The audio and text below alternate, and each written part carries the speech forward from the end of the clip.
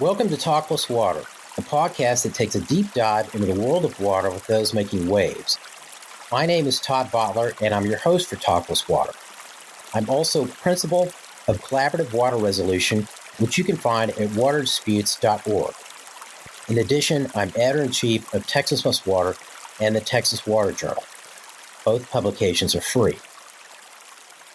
My guest today is Jace Tunnell. Jace is the Director of Community Engagement at the Hart Research Institute for Gulf of Mexico Studies at Texas A&M University-Corpus Christi. Jace is the founder of a citizen science project called Nurdle Patrol that tracks plastic pellet concentrations intentionally to create awareness of plastics in the ocean and develop new policy based on that data. He also directs and produces a video series called Beachcombing about items washing up along the Gulf of Mexico beaches to help promote awareness on gull processing and interesting creatures in the ocean. His conservation efforts include educating the public about plastic pollution, marine science, and protection of our natural resources. Jace has a Bachelor's of Science degree in vertebrate biology from Texas A&M University in Corpus Christi and a Master's of Science degree in marine biology from Texas A&M University in Corpus Christi. Jace, welcome to Talk+Water, and thank you for making time to talk with me. Sure. Glad to be here. So let's start out with your background. When did you first become interested in water issues? Well, I really grew up at the beach. My dad was a marine scientist, and so I've always been around the bays and the ocean, Gulf of Mexico. But professionally, whenever I started getting into it is when I worked for the Coastal Bend Bays and Estuaries program. So this would have been around the 2006 timeframe, and I was with them for about 10 years. But I worked with this guy named Ray Allen. And he ran the program, and a lot of people knew this guy because a lot of the work he was doing in the Nueces watershed with freshwater inflows. And so he kind of got me into it. He was my mentor, and the Senate Bill 3 process had rolled around somewhere around 2012 timeframe. And I really got into freshwater inflows going into Nueces Bay. And so I went through that whole process. I ended up being on the expert science team as well as the BBASC, which was the stakeholder committees. And that really kind of pushed me into the water world until I ended up leaving there in 2014. And I really got into the marine plastics into the ocean is where I ended up. So I had a chance to talk to Ray a few times myself, and I think he showed me the area that program helped to secure that is north of Corpus Christi. That's kind of an area where the river will spill out into kind of at the headwaters of the bay. So the Nueces Delta Preserve. Yeah, they're like known for that. They actually take about 10,000 students a year out there to teach them about freshwater inflows, different types of habitats, the bay, so all different kinds of cool things. But that particular piece of property, it's about 15,000 acres that they own out there. There's something called the Rincon Bayou, which pumps water out of the Nueces River and puts it into the old Nueces River, which is called Rincon Bayou, but through a pipeline. And so there's a whole, agreed order set up for freshwater inflows, and the first amount is supposed to go through that pipeline and go into the Rincon Bayou. So he was instrumental in getting that set up, along with there's a whole advisory committee for the Nueces watershed that's supposed to help advise the Water Development Board and TCEQ on all the water issues within that watershed. But that particular piece of property is so important for nursery grounds for, all the things we like of shrimps, crabs, fish, and all that are growing up in there. And those freshwater inflows just really help keep that place lively. Well, I'd like to see it when it has some water in it sometime. I think that, time that I went over there and looked at it, it was pretty dry. And I think, I've driven by it, you can see into part of it, I think, from the highway there, 37. And I don't think I've ever driven by when it had water in it, but I really would like to see that. I bet it's just chock full of birds. Well, and it hasn't had any water in there, except for the recent rains that we've had, rains with some tropical systems this past summer and stuff. But we've been in a drought situation, and whenever we're below 30% capacity in the reservoirs, no water is going through the pipeline. So no water is going up in there. So if there was any water in there over the last year, it was from a storm surge. So it was actually salt water going up into the estuary rather than fresh water coming down. Right, right. And let me also mention before we go on to the first question here that I read a number of your dad's articles over the years. And so when I was, especially when I was kind of focused on freshwater inflows there for San Antonio Bay, I kept running into his articles. And so, anyway, that's kind of a neat family legacy that you have. Right. Yeah. He had hundreds of publications. And I remember at one point, he started there at Texas A&M University-Corpus Christi when it was called Corpus Christi State University back in 1974. And he was doing a lot of anything biology he was, doing or teaching. But he would also, so he was everything from birds to water quality to mud to worms, anything and everything. So he really was kind of the first person going through and doing a lot of the biological work and freshwater inflow type work. And so a lot of his publications that came out were kind of the ground floor of science in the area. And so a lot of people reference those when they're saying, well, this is what it used to look like, Right, right. Right. Well, you're saying, about all the time you spent growing up on the beach and all that. Did you ever get to go out with him when he was doing any research? Oh, yeah. Well, when people ask me, when did you start going to the beach? I was like, well, let me tell you, it wasn't just going out and playing in the water or building sandcastles. My time at the beach was driving down the National Seashore, filling out paper. My dad would be calling out how many birds there were for 60 miles down the beach, and I was filling out the document. It's like, right. Or we were going and, right after the Ixtoc spill, so this would have been around 1980, we were driving the beach all the time, and he was trying to assess how much oil and tar was washing up on the beach.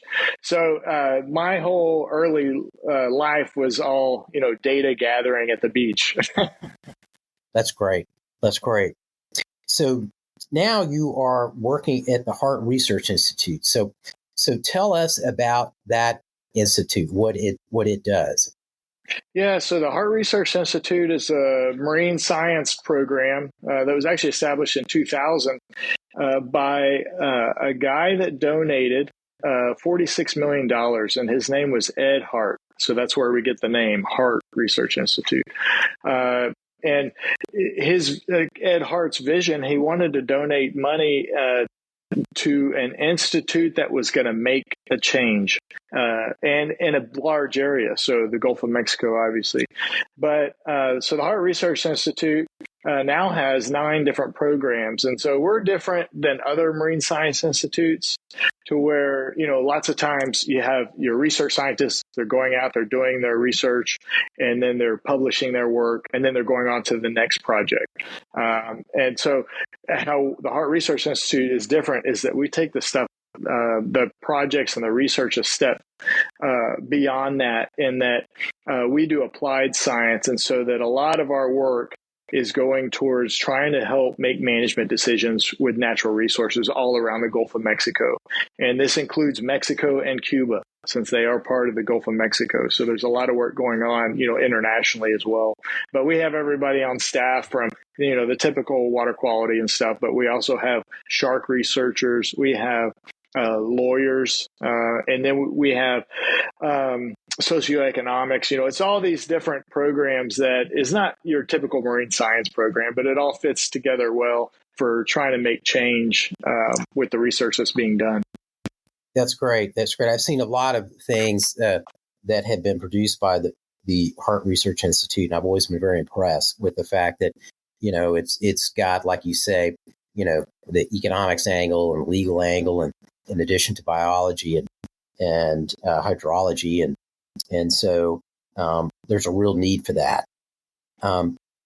So tell me about your specific work at the Heart Research Institute. Yeah, so my work is community engagement, but I run two different programs. One is the Nurdle Patrol, so we're looking for plastic pellets washing up, and we have over 11,000 volunteers around the world that have submitted data into nurdlepatrol.org, which is our website that helps us track where the highest concentrations of plastic pellets are that are washing up. And so these plastic pellets, these are the raw material to everything plastic. So you and I never touch this stuff. This is all industry led. And so that's a good program for getting the community involved. And the data that's being collected is trying to go towards changing policy about how these plastics are being handled.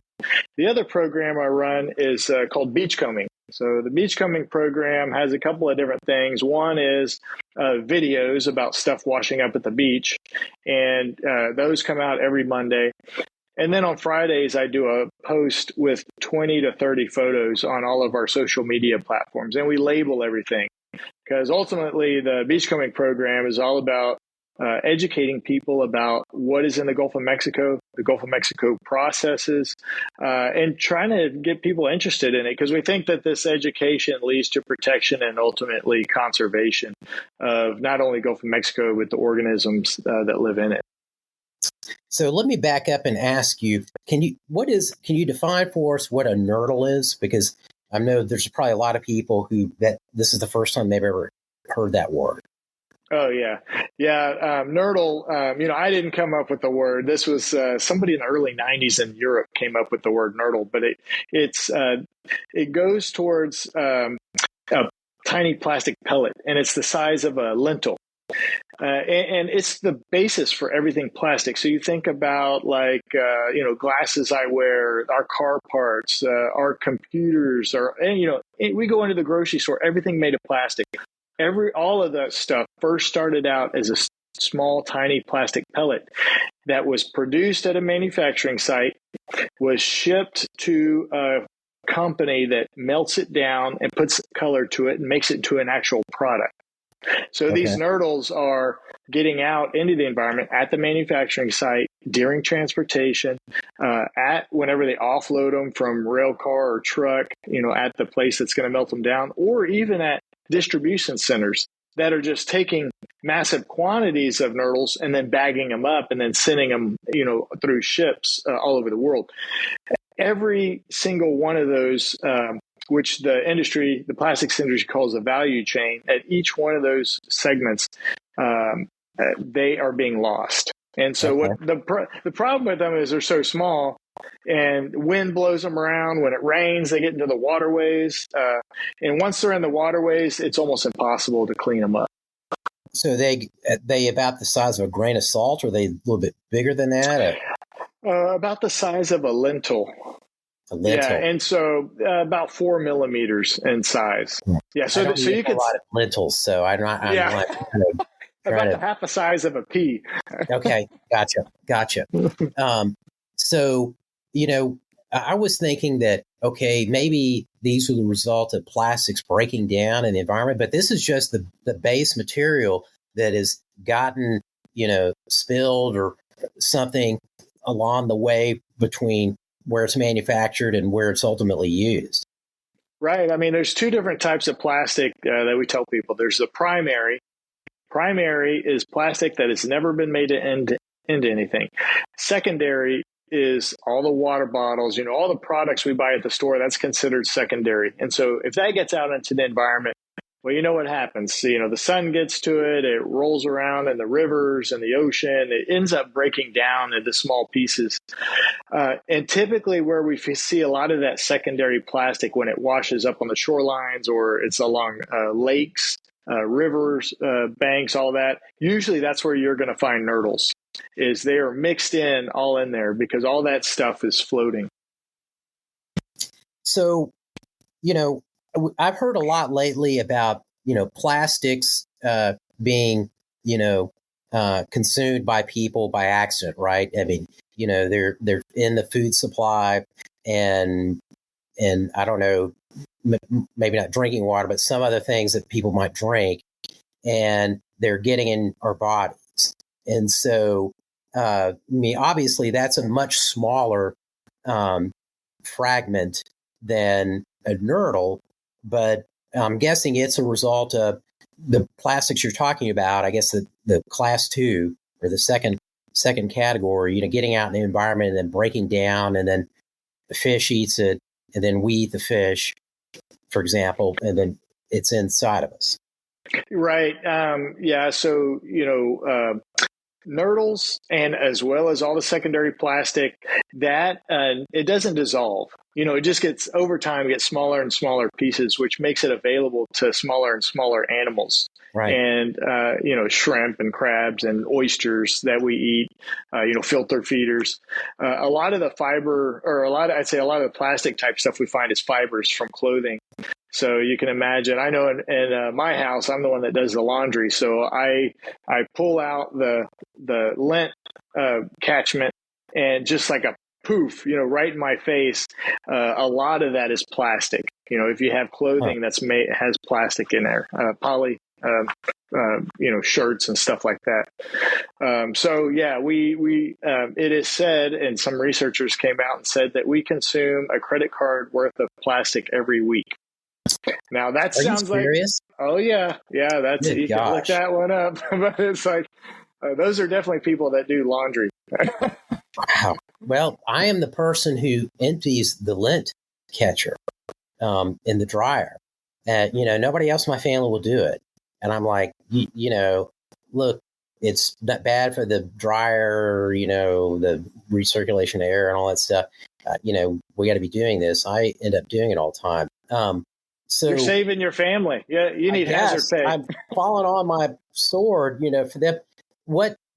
So I know this is an emerging area of research. It may be not, specifically in your, your lane, but I mean, obviously, there got to be some concerns about the long-term impact to the health of people who end up ingesting all that plastic. I guess every one of us is. I'm sure you run across some of that information. What do we know about what that's doing to us? Do we know what it's doing to us? Yeah, well, there's been a ton of research, especially even just over the last 5 years. There's plastic in every organ of our body now. We know they cause cysts, they can cause cancer, endocrine disruptors. There's a number of different, harmful things that these cause. The problem with teasing out the health impacts is that we are exposed to so many other things throughout our life, and trying to tease out the impact of plastic is hard to do. So unfortunately, we're probably going to find out the hard way, in the long term, of what those impacts really are. Boy, okay. Let's get back to something more cheery. Yeah, really. So back to the beach. That's right. And beachcombing. So tell me, where do you get your ideas for your beachcombing series? Well, so since a big part of my job is talking to people about what's washing up, I have to be on the beach all the time. And rough, I know people feel sorry for me. yeah, I do right now. But that's really where I get my ideas. Is I'm trying to be as recent as possible. So if I go out on the beach and there's all this stuff washing up, I want to tell people that week of what's washing up. And so with the beachcombing program, it's not just the videos and the photos, but we also do an NPR segment that comes out in the South Texas region. We also have videos that come out on PBS on Saturday evenings. And then we're in 5 different newspapers every week. And so the stuff that comes out, we want to be current. And so that it's sort of, we call them beach reports. And so people know what the conditions were like the week before. And then we dive into the detail of one item washing up, the life cycle of it. And then at the end of the report, we will have what conditions will be like that weekend. So it really kind of gives people a sense of like what the week was like and what they can expect to see when they're going out there. Now, the ideas come from whenever I'm out there. I typically take 200 to 300 photos in a week-long period, and then I will boil those down to only like 20 photos. And so I take only the best of the photos, and that's what will give me the ideas. So, lots of times we'll go out there and we'll see the exact same thing that was washing up last week, and we already talked about it. So really, I'm trying to look for things we haven't talked about or things that have an interesting life cycle. But we also talk about man-made stuff too. And so it's not always fish and crabs or shells washing up, but sometimes it's a illegal fishing boat that washes up. It could be a message in a bottle. I have found over 40 messages in a bottle. So, we find all kinds of things that have interesting stories that we can talk to the public about. Okay. Well, let's dive into that. What are some of the most interesting things that you found? And I'm curious, what those 40 bottles with messages, were they all kind of like, hey, here's my name and address, write me so I know that you got this bottle? Sometimes they have money in them. Sometimes wait, because well, $1 or $2. Oh, okay. Because it's supposed to pay for postage. A lot of people don't know this, but there's actually there's an etiquette to message in a bottle. Now, I always tell people, like, don't ever throw anything in the ocean. But if you're going to, if you're going to do a message in a bottle, you don't put your phone number, you don't put your email, you put your address only. It's supposed to be old school communication. You're supposed to use a green bottle, not a clear bottle, because of the sun reaching the paper and the pen. Like if you write in pen, that's another thing. You're supposed to write in pencil because it fades. And so, and then you put money in there for postage. So, yeah, that's sort of the etiquette to it. So let me make sure I have this right. Green bottle, put some money in there, address, no email or phone number, and what else? Is that it? 2 other items. Yeah. You're supposed to put a date of when you threw it in and a location of where you threw it in, because then that gives us all the information we need. Well, so have you gotten any bottles that came from someplace that that really surprised you? Oh, yeah. Most of them we find they were thrown in the Caribbean. But this one time I found one that was thrown in when this 11-year-old girl was going around the world with her family in a catamaran. And they were on their way back to France. And when they got off the coast of Brazil, they went across the equator and they threw this message in a bottle in. And I found it a year and a half later. And of course, it was all in French. And there was another page that was like a color drawing of the world. And it had where she threw the bottle in, where they saw whales, where they had trekked all across the world. Oh, my God. And so I got it translated, ended up getting her address, and I mailed her a letter. And about a month later, they mailed me back. And so we're kind of in connections now, it's kind of cool. Well, first of all, what an amazing trip to go on with your family and survive it. I'm not sure we would survive if I was heading up that expedition with my family. But getting the bottle too, and it coming from near Brazil and reaching you in South Texas. Huh. Right. Yeah. And I found them from Cuba, Mexico, definitely all throughout the Caribbean. Yeah, that's not uncommon. So now sometimes the bottles just say help. It's obviously a joke or something. And hopefully. Yeah. Yeah. Well, I always thought, okay, if it says help and they didn't have a date or they didn't have their name or anything else, it had to be a joke. Right. So what other odd things have you found washed up? Let's see, prosthetic leg, bowling balls, a safe. I actually found a whole safe before. Okay, so how do a safe, I would imagine, it's hard for me to imagine that would get washed. It seems like it would sink to the bottom and stay there. And a bowling ball too. Do bowling balls float, actually? They do. They're made out of like a hard resin because I had to research them actually to figure out because I found 3 of them. Like over a 2-year period, I had found like 3. And that, looking those up, I'm like, man, I have to make a video on these because this is just very odd. Right. But yeah, they're made out of like a resin. And so they might not float at the surface, but they could be at even the bottom of the ocean. And because they roll, they would wash up. Because we find, there's a couple things we find, like rubber bales from the mid 1940s. We find those washing up, and those weigh 150 pounds. Of course, those don't float at the surface either. They float a little bit below the surface. But the one thing that we find that's over 100 years old is steamship coal. So, ships used to run on coal. Well, a lot of those ended up sinking around the, early 1900s. A lot of them sank.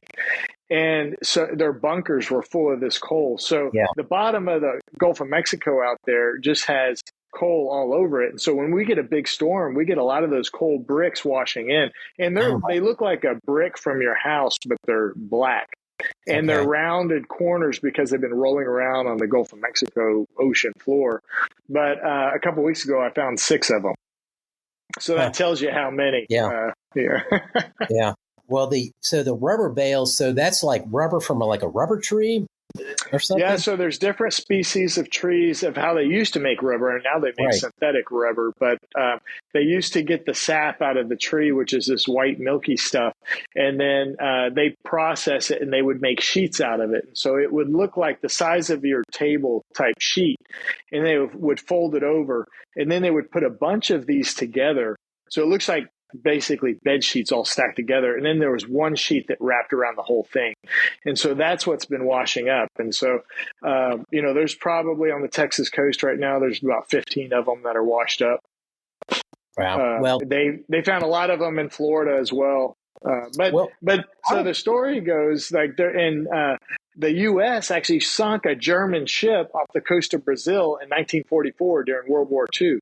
And the ship was called Rio Grande. And so the thing sunk, and they think now it's breaking apart, just deterioration. And those rubber bales are floating up out of there, getting into the ocean currents, and then washing up on our shorelines. Well, people don't know this, but the German U-boats sank ships in the beginning of the Second World War off the Texas coast. I've got a book about that I've read a couple of times because I'd never heard about that, but the beginning of Second World War, U-boats sank a lot of ships along the East Coast, but a few of them came down into the Gulf. And I kind of wonder if maybe some of those freighters that they sank, could have even come from one of them. Right. Well, and so I've talked with some folks that work at the Historical Society and stuff, and they were like, "Oh, those rubber bales came from boats that had been sunk in the Gulf of Mexico." But these rubber bales, if you peel them back, they can have a number on them, and that can tell you what ship they came from. And so, there are some that probably came from some of the ones in the Gulf of Mexico, but they think the majority are coming off the coast of Brazil down there, which is pretty wild to me that makes it all the way up here. Right.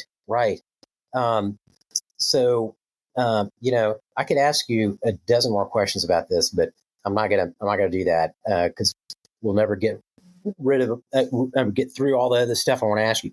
So, in terms of like where most of the stuff washing up on our beach is coming from, imagine it's not mostly coming from Brazil. Right. So we actually, as part of a study when I was at the University of Texas, where we looked at marine debris accumulation rates. And so the National Oceanic and Atmospheric Administration has a methodology for looking at marine debris washing up. And so it's really simple, actually. It's like, 100 meters of beach is cleaned from water line to vegetation line, taken back to the lab, and then going categorizing over 50 categories. Well, so we did that for 2 years. We go out every month clearing the beach, while at the same time there were other states that were doing it. And so what ended up happening, to make this short, is that we have 10 times the amount of marine debris washing up on our shorelines in Texas than anywhere else in the Gulf of Mexico, including down in Mexico. Really? Really? So, That's just the way the currents are, right? right, exactly. So it has to do with the loop current. That's the number one thing. And so anything in that loop current creates these eddies that swirl off of it and push everything up to the Texas-Louisiana coast. It sounds like it. I know in much of Texas, the beaches get raked off, at least in some places, not every place, obviously, but it sounds like it's a massive amount of stuff over time. Right. Here's the deal. It's like we do adopt a beach cleanup there with the General Land Office. The 3 times a year they go out. They have places all up and down the coast. I think it's like 27 sites up and down the Texas coast where they go out and they'll clean the beach. Well, you can go out 2 weeks later and it looks just the same.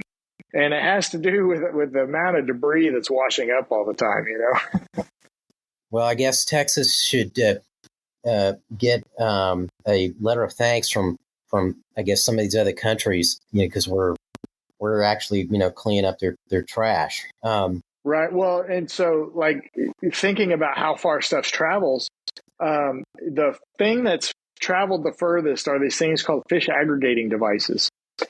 And they're from West Africa, and I'll find 2 or 3 of them every year. And it's used by the tuna industry. It looks like a tabletop with nets hanging off, but the little fish aggregate around it. And what eats little fish? Big fish. And so tuna just swirl around this thing.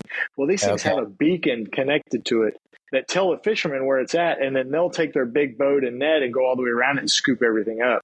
There's a group in Florida that are trying to get them banned from being used in the U.S., but the ocean currents are bringing these over. That beacon has a country code on it, and then a number on it that says who owns it and where it came from. So that's how we know they're coming from West Africa.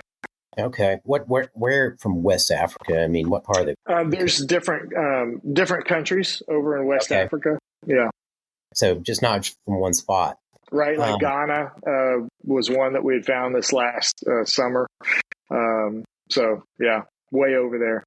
Right over there. Yeah. Yeah. So, all this reminds me, and I probably talked about this on this podcast before, but my dad and I went on a cruise that started in Montevideo, Uruguay, and went to the Falklands, and then went down to the Antarctic Peninsula, and then finished, in Terra del Fuego. And so we would go ashore. It was really a tour focused on birds, and we'd go ashore at these islands, and we'd see penguin rookeries and other kind of bird rookeries. And I remember that at the beginning of the trip, we went ashore on one of these small islands in the Falkland Island chain, and the island had a population of 35,003, 3 people and 35,000 sheep. And so we got off the Zodiac, and on just one beach on this small remote island. And, I kid you not, there was 20 feet of plastic of all colors, between the water line and where we, got to the high tide mark. And I was dumbfounded when I saw that. This is 89. I guess, there wasn't a whole lot of discussion about that at that point. And I was like, where all did this come from? And ocean dumping, probably. Right. Ocean dumping. But, it was also, I think, some things coming out of rivers, in South America. And, it was like water bottles and drink bottles and, detergent bottles of all kinds, and just a kind of mind numbing, amount of plastic. And I kicked myself because we didn't take a photo of that. For a while I thought there was a photo, and I finally found the box where we had photos from that trip, and couldn't find anything in there about that. What a story! Yeah, strange thing, shocking, at least at the time. So kind of thinking about the shoreline over the year, it seems like there's, sometimes during the year where you find foam on the beach. And I'm just wondering about that foam. What's the origin of that? Yeah, so it can be good or bad. Most of the time we say it's good. It means the Gulf is full of life when you see foam coming up there, because really that is decaying material from organisms in the Gulf. So you can think about algal blooms or fish tissue, scales, any kind of biological material that gets in the waves, and the waves kind of churn up the Gulf, and then you'll find this foam coming in. Now, it can also be associated with harmful algal blooms, and those are, it can have a toxic smell to it. If you think about red tide is what I'm talking about. Yeah, so that's when you would kind of you'd want to stay away from the beach, because it makes it hard to breathe and stuff like that. But yeah, most of the time it's a good indicator. We actually have videos coming out about foam at the beach. Okay. And of course, you have all sorts of marine life that washes ashore. I saw with my daughter, I guess summer before last, a series of small little purple blue jellyfish, tiny little jellyfish down at South Padre Island that I'd never seen before. And I looked it up, and they were somewhat rare. But I imagine that you find all sorts of marine life washing up. Right. Yeah. Yeah. And certain times of year, we find a lot of blue stuff. We actually call it the blue wave that comes in. And that's blue buttons, by the wind sailors, man o' wars, which those are the ones that, when people go to the beach and they see those are the ones that sting. Right. If you could rate a sting from 1 to 10, it'd probably be a 9 or a 10. I mean, these things are painful. But at the same time we see those washing in, we find the blue dragons, which sound... That's it. The blue dragon. That's it. That's what we saw. That was the first time I'd ever seen those down at South Padre. Oh, the blue dragon is... also wash up whenever the blue wave comes in. And so the blue dragon, the thing about these, I mean, they're only about an inch in size. And then when they wash up, they kind of curl up and they're, half an inch.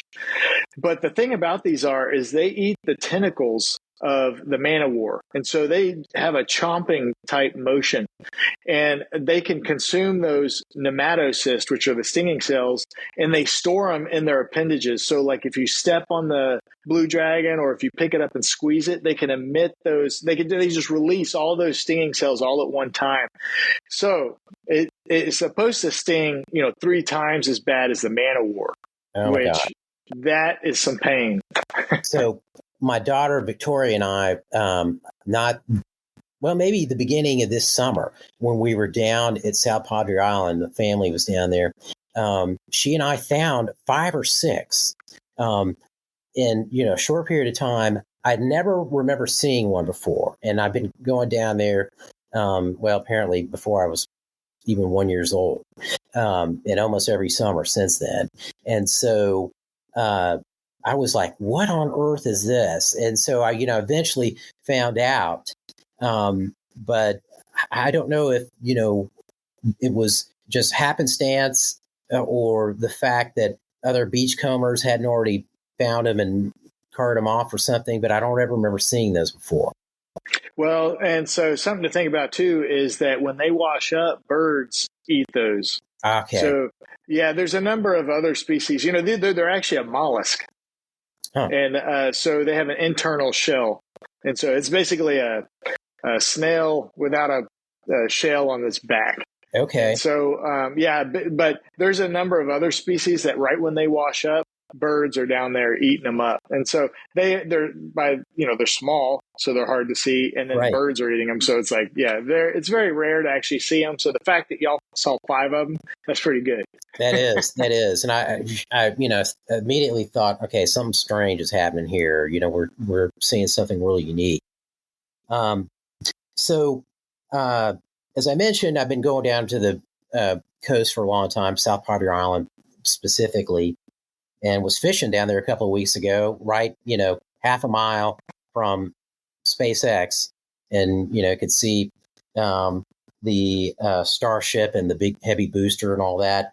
But I remember years ago that we were frequently seeing a lot of tar balls from oil spill wash up on the shore down there. And you mentioned this earlier, the Ictox spill, which was, I think that was a well off the coast of Mexico, and it leaked for quite a while before they got it plugged up. And we had tar as a result of that, and mostly in the form of these tar balls that would wash up regularly. And so a little interested in that, how much or how often do you see, tar balls or any other kind of oil related, spill product, wash up on the shore?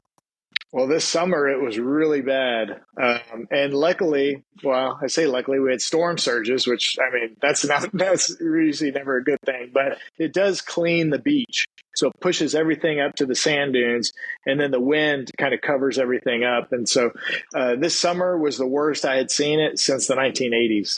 Okay. I contacted the Texas General Land Office Oil Spill Division, because they can actually go out, they kind of fingerprint it to see if it's natural or if it's been refined. They can kind of tell.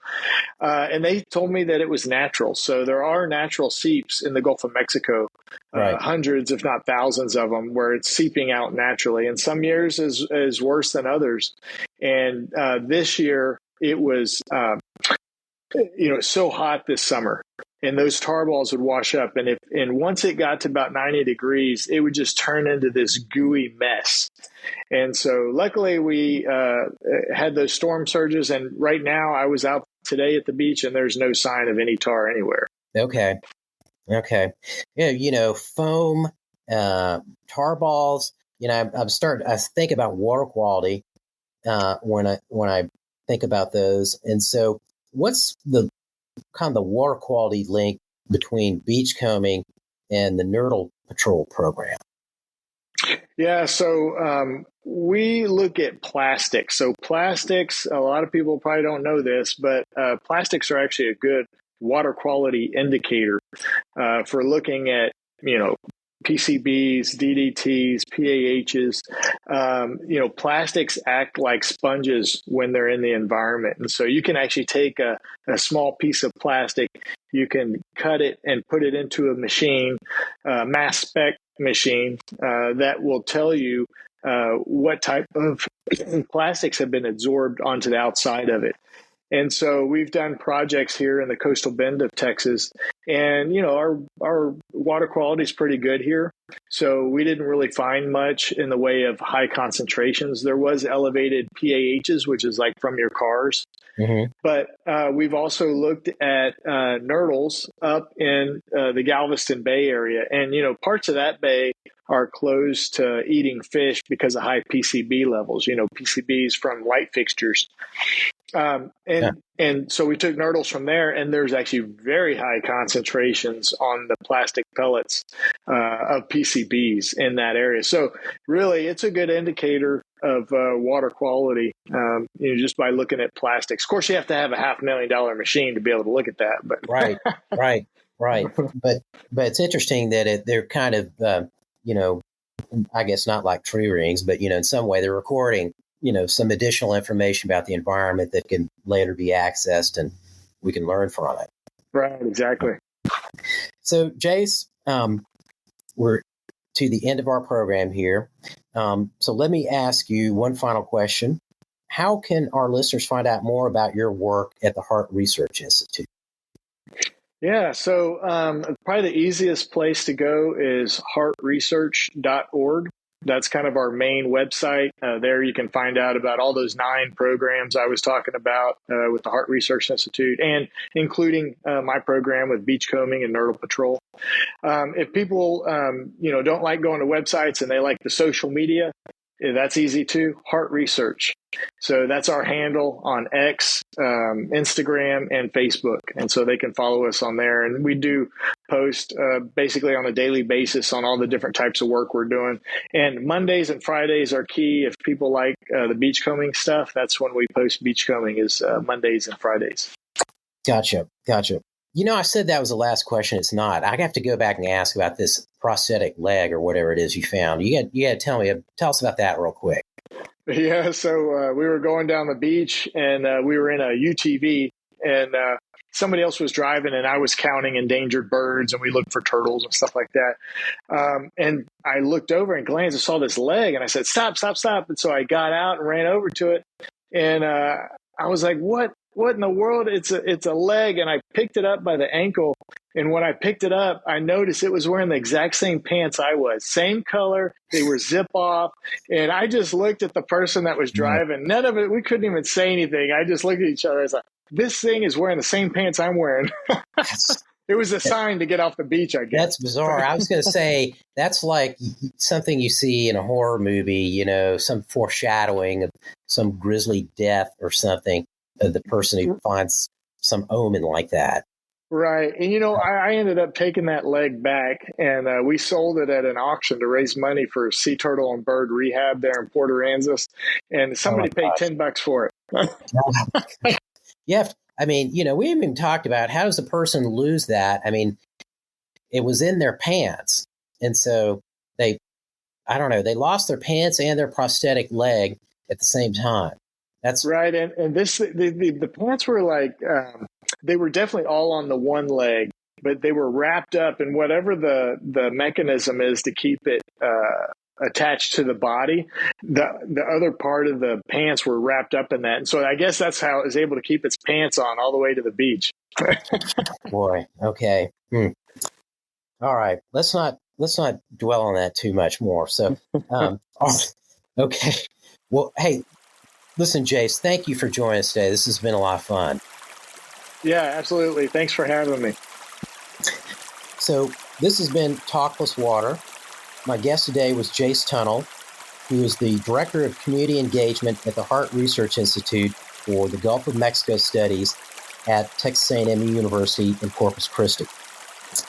I want to thank you, the listener, for spending your valuable time on this podcast. Finally, I want to give a big thank you to Anna Huff at the Meadows Center for Water and the Environment at Texas State University for getting each episode of Talk+Water ready to go.